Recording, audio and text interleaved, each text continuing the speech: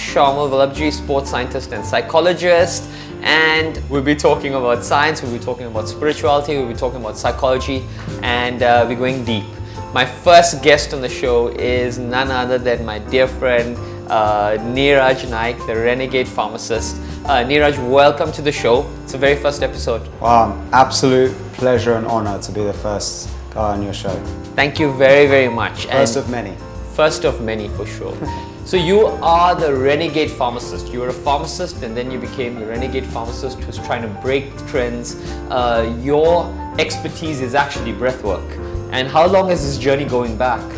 Sure, yeah. So actually I was a community pharmacist in the UK many years ago, and I got really sick with an autoimmune condition that left me housebound for over a year. I was literally shitting blood, am I allowed to say that? Yeah. 40 times a day, and housebound, and literally tried everything from drugs, and was literally, last resort was surgery. But thankfully I chose a third path, which was going back to our roots of India, Pranayama, yoga, meditation, and actually my passion as well for music, making music and getting back into the creativity that I eventually healed myself within a few months.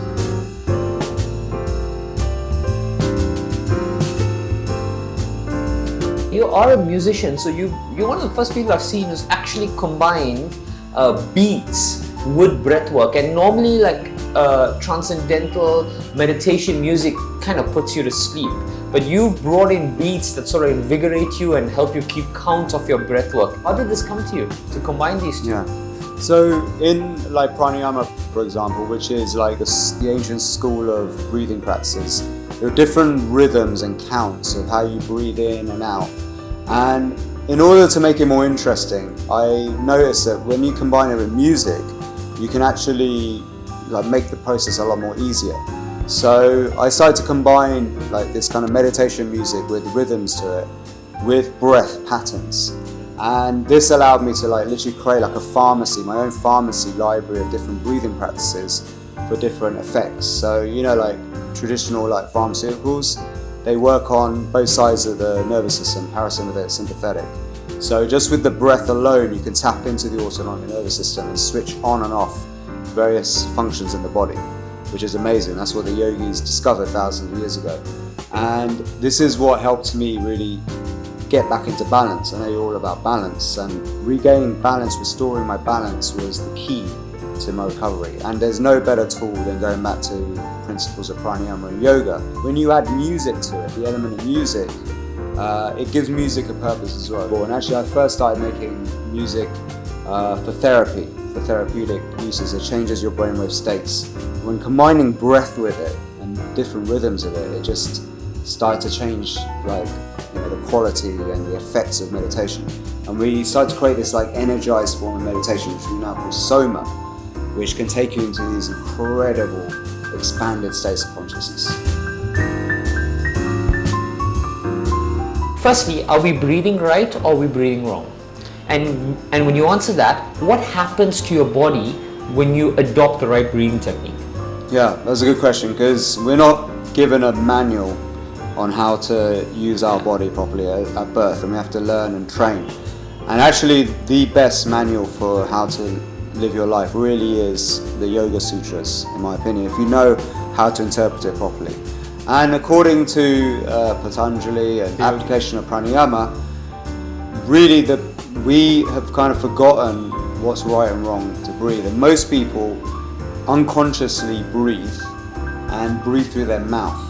Now the problem with that is that the mouth doesn't have a filter. So the nose has hairs, it has a filter mechanism. So the air comes in and it's slightly warmed, so it enters into the lungs safely and cleanly, so it doesn't cause like and trigger allergies in the lungs.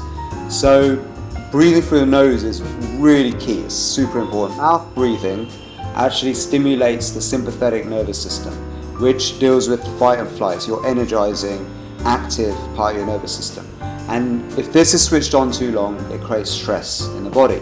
And mouth breathing should be reserved for when you're doing intense exercise or when you're talking, all right? but we really should predominantly be breathing through our nose. Okay. And the nose also stimulates the parasympathetic nervous system, which actually helps you stay in balance, stay in your flow. What do you think are some of the biggest mistakes or misconceptions that people have with respect to the art of breathing or the science of breathing? Sure. So this is a really good question, because we've been told over and over again the importance of oxygen. Yes. Okay? And oxygen is super vital for producing energy, ATP energy, which is the currency of energy in the body.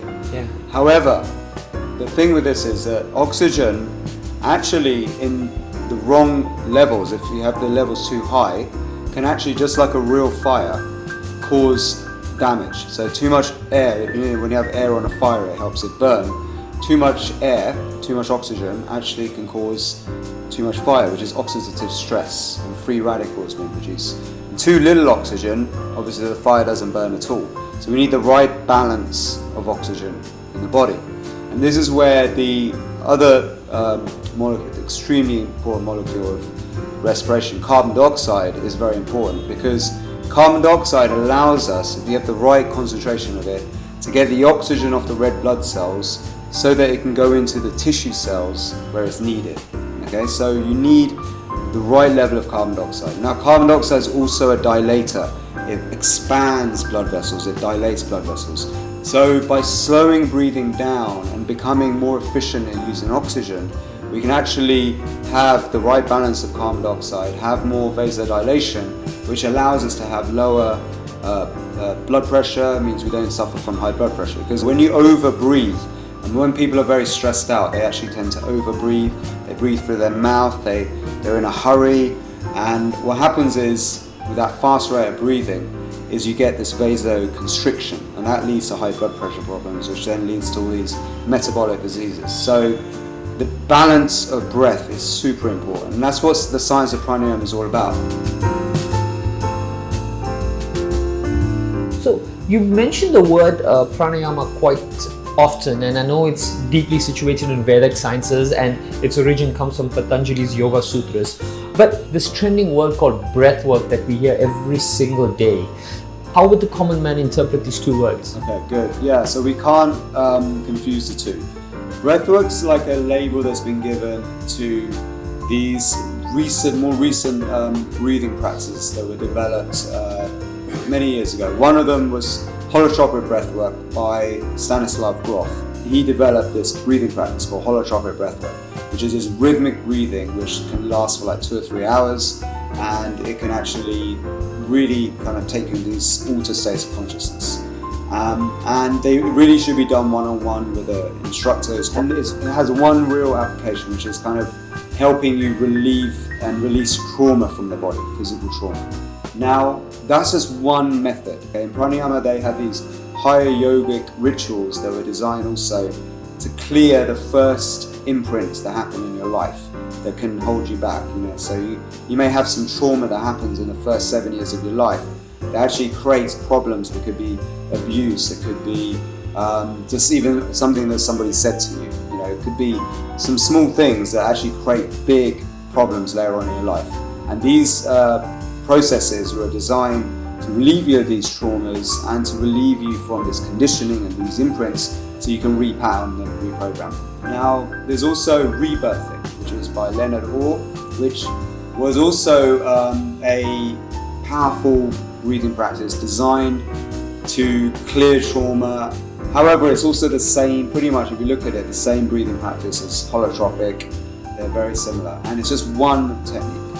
Whereas in pranayama, it's like a library, it's like a pharmacy of different breathing practices. Okay. So there's different applications, different tools, different processes. And what I've developed is like a school of, based around the most scientifically proven pranayama techniques, which are combined with music. And the emphasis is very strongly on rhythm, because the rhythm of your breath is the magic. That's the real key fundamental thing. And actually it's called Savitri Pranayama, and it's a foundation, a cornerstone of yogic breathing.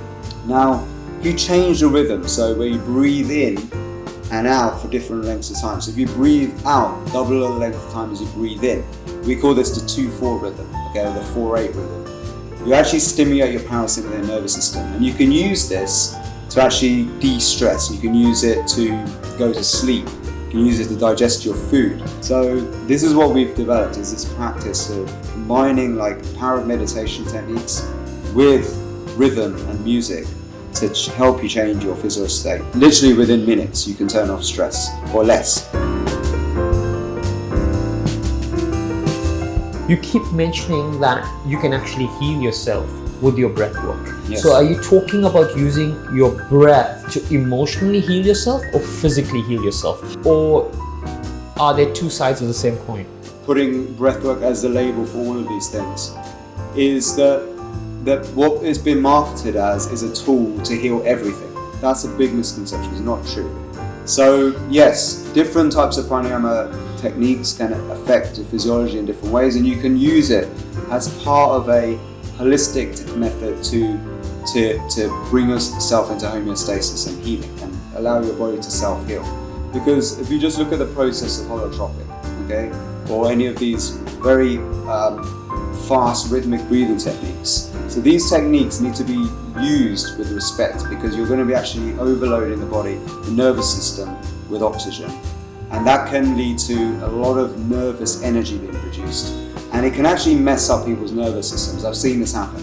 But with pranayama, these techniques are like techniques you can do every day to bring yourself into like healing states.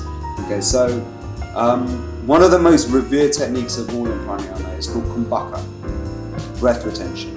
This kumbhaka is actually the foundation, cornerstone of what we teach through SOMA. When you hold your breath to the point of where you can't hold it any longer, okay, it's called nishesha vichaka, okay? And what this means is that using just the breath retention, lowering the oxygen levels, okay, gradually in your bloodstream, okay? And that triggers this positive stress response in your body, where your body adapts towards being in a low oxygen environment. And it kind of simulates high altitude training. You know, you work with Kenyan athletes who train at high altitudes, and they're just incredible, their stamina and fitness. So there is a science behind it. So what it does is it triggers you to produce more red blood cells. The carbon dioxide that increases causes vasodilation. And if you hold your breath long enough, you can actually increase blood flow to your brain, wake up dormant parts of your brain, parts that haven't been used before, because your brain really needs oxygen the most. The organs, even your heart. Actually, through this, because your heart needs oxygen, you can create natural heart bypasses. So you always have got some kind of blockage in your heart. Throughout your life, you're going to have some coronary artery blockage. Everyone has it, like a small one. So through these kumbhaka techniques, you can actually relieve that tension, and you can get blood flow going all around the body in the way it's intended to. And actually you can get some dramatic healing